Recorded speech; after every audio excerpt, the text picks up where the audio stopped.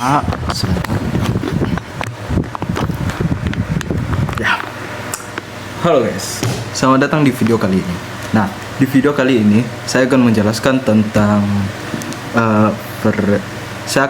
menjelaskan tentang psikoanalisis dari seorang ilmuwan, bukan ilmuwan sih, tapi seseorang bernama Freud, yaitu pemuka psikologis. Nah, si Freud ini, ya namanya Freud.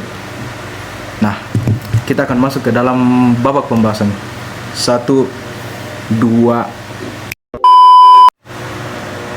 Nah, kita masuk ke dalam pembahasan id, ego, dan superego.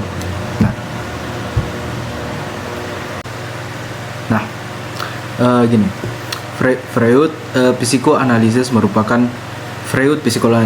merupakan landasan penting dalam psikologi modern yang menekankan proses tak sadar dalam membentuk perilaku serta struktur kepribadian yang terdiri atas 3 komponen, yaitu id, ego, dan superego.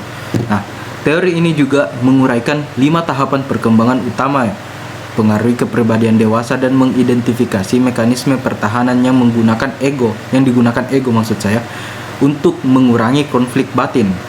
Konsep ketidaksadaran Freud diumpamakan sebagai gunung es, menjelaskan bagaimana besar aktivitas mental tersembunyi di luar jangkauan kesadaran. Meskipun banyak kritik atas metodologi dan ketahanan terhadap verifikasi ilmiah, warisan Freud tetap hidup hingga kini, mempengaruhi terapi abstrak, seni, dan wacana budaya global. Masuk ke bahagia. Nah, jadi itu adalah mana ya jelasan. Nah, asal-usul dan fungsi itu hadir sejak lahir dan merupakan sumber energi psikis atau libido, ya kata ChatGPT begitu, Pak. Beroperasi sepenuhnya di tingkat bawah sadar. It didorong oleh prinsip kesenangan atau pleasure prinsip yang mencari pemuasan instan atas kebutuhan dan dorongan biologis tanpa mempertimbangkan realitas atau norma sosial.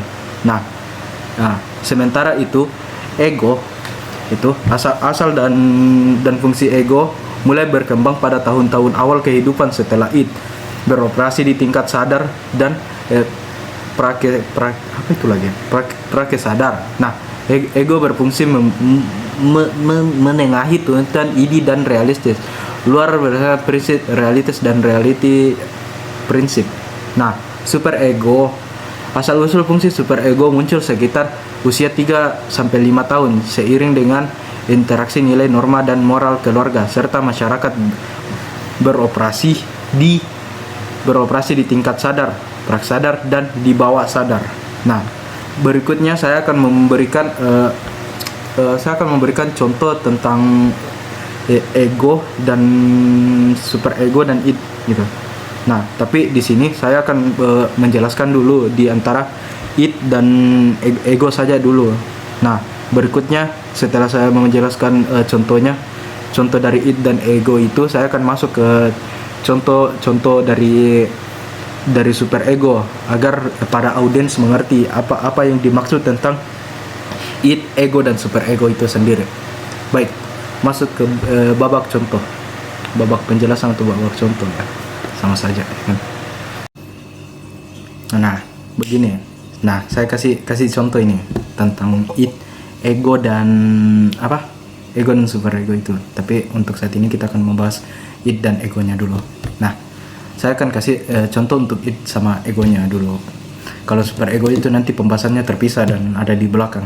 Nah, contohnya gini lah. Bayangkan nih, kamu nih lapar, tapi lu di dekat penjual makanan kan.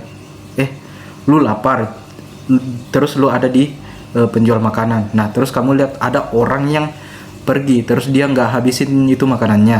Nah, di sini itu menunjukkan eksistensinya. Dari sudut pandang itu kita bisa melihat bahwa biologismu atau dirimu itu ini lapar, ya langsung makan gitu, nggak mikir pokoknya apa gitu. Kayak misalnya gini, ada makanan nih depanmu, terus lu makan, tapi lu gak tahu nih punya nih orang nih punya siapa. Nah, Tapi kalau misalnya dari sudut pandang itu ya kalau lu lapar ya makan begitu.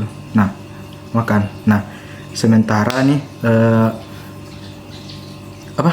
sementara ego itu, nah, ego ini pas kamu berpikir logis gitu, kenapa aku makan ini? Apakah orangnya tidak marah? Apakah orangnya akan kembali begitu?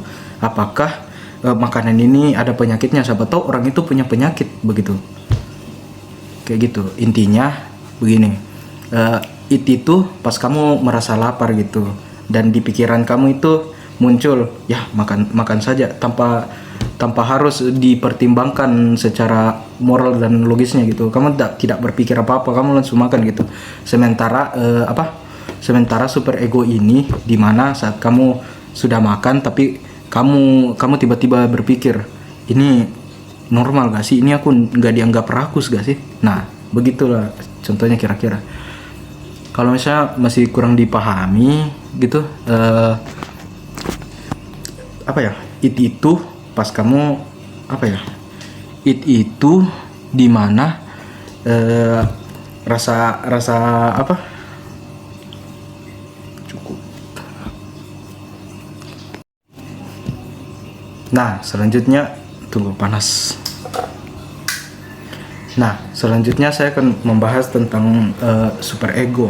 Kan tadi saya sudah kasih contoh kan soal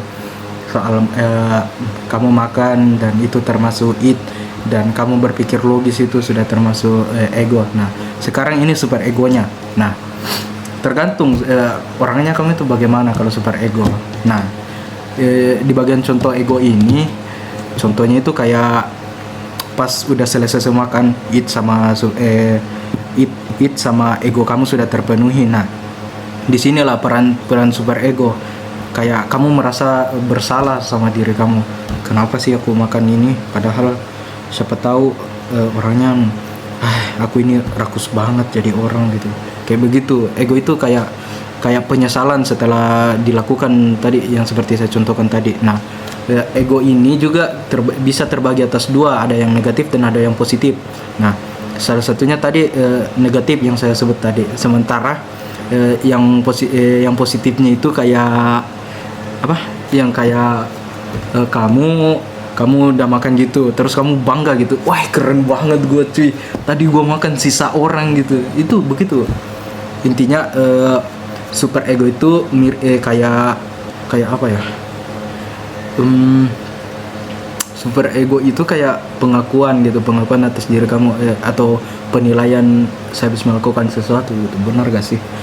Ya, intinya begitulah, seperti yang saya contohkan. Mungkin agak kurang jelas, mohon maaf kalau misalnya penjelasan saya kurang jelas, dan bye bye. Oh ya, lupa, sampai jumpa di video. Itulah tadi penjelasan tentang psikoanalisis, dan semoga kalian mengerti ya, semoga. Sampai jumpa di video selanjutnya, bye bye.